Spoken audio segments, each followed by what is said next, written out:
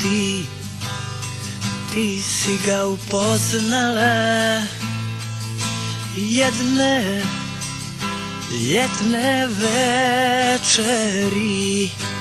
On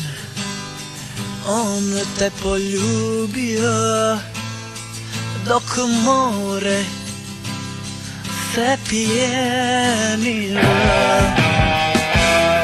i ti si se zaljubila, mada nisi htjela to.